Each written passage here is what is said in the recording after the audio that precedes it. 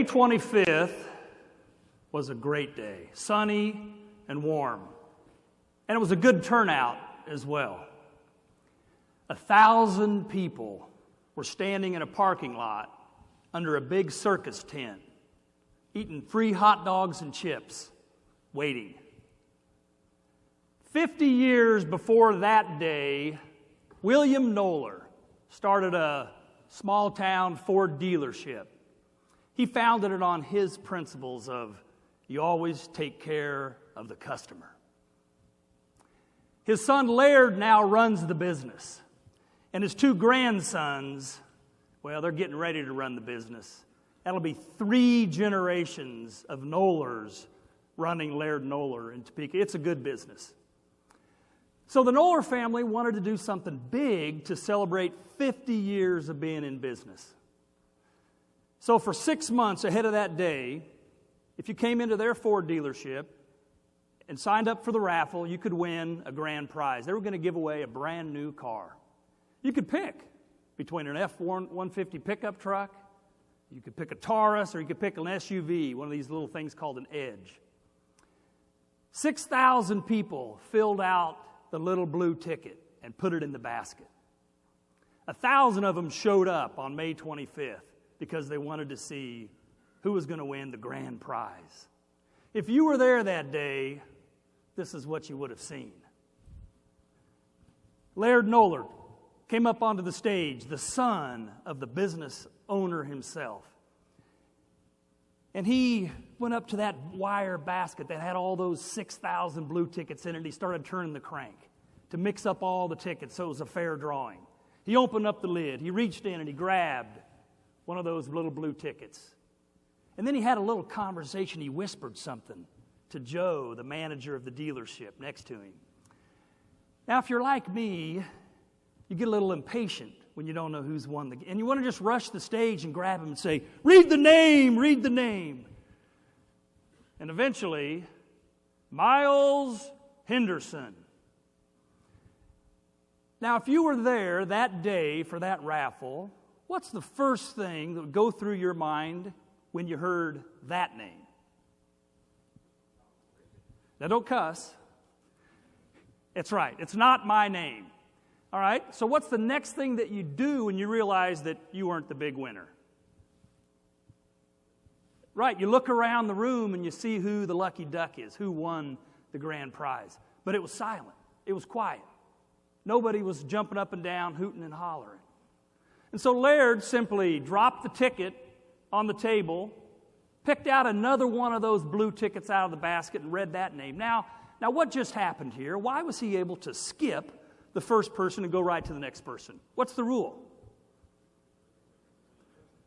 You must be present to win.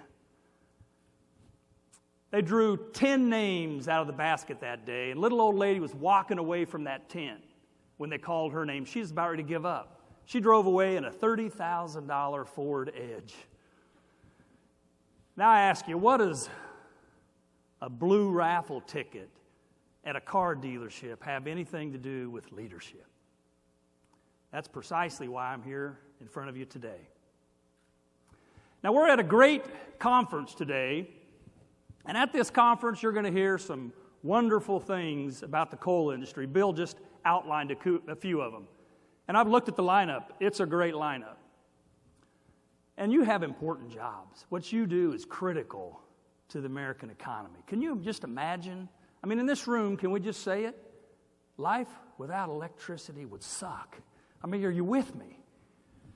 So you have important jobs, so you have to come to a conference like this. You need to learn about all of these issues, the serious threats, and all of the challenges that face you and your business as you generate electricity every day.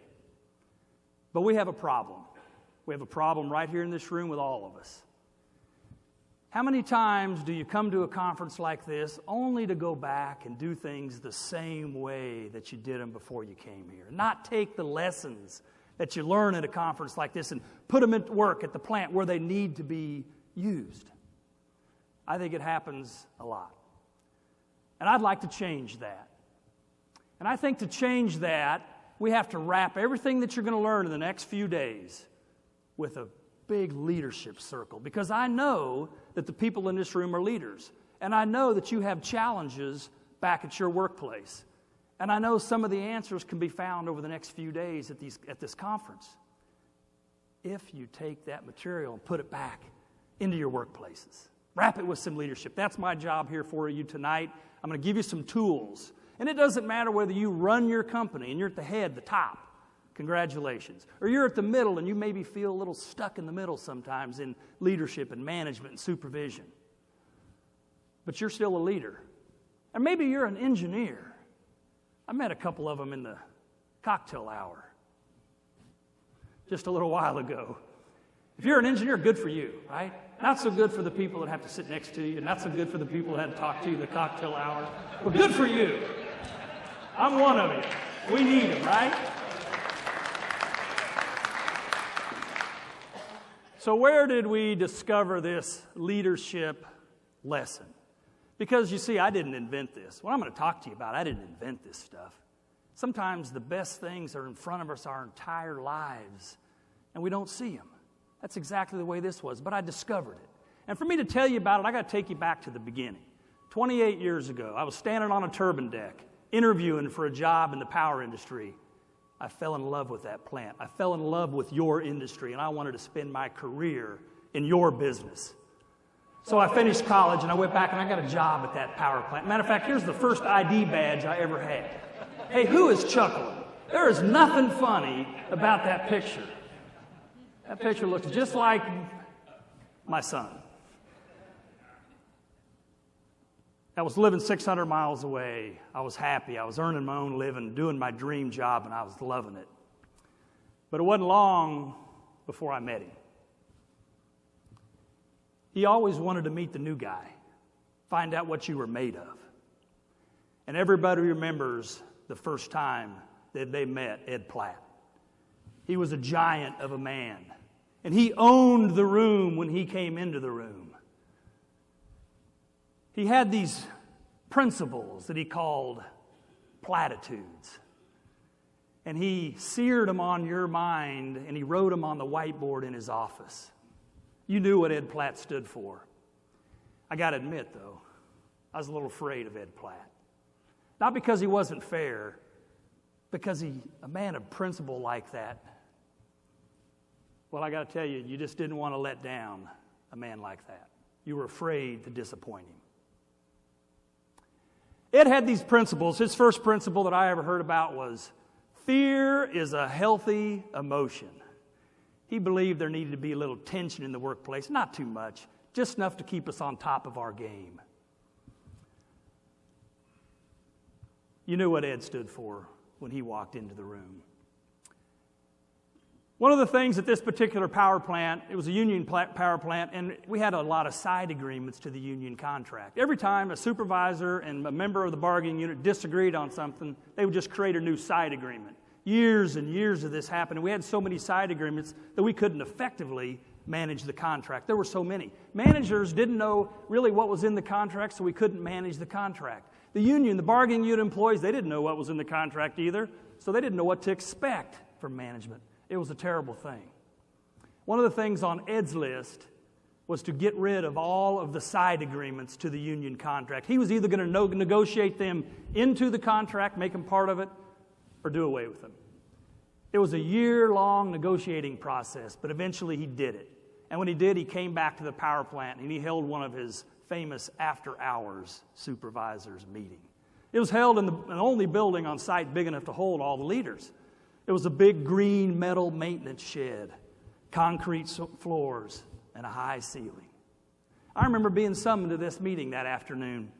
I didn't know what it was all going to be about, but hey, I was part of the leadership team, and I was in the room. I'd never seen that room so clean. They cleaned out all of the equipment, had it up against the wall. The entire center of the room was just clean and ready for us, except for in the very middle of the room there was a 55-gallon drum and a small table sitting next to it.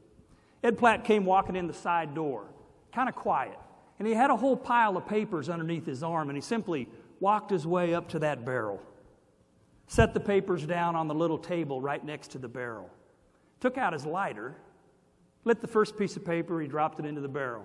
He started lighting. each one of those pieces of paper. And when he had burned up all the side agreements, he turned and faced all the leaders in the room.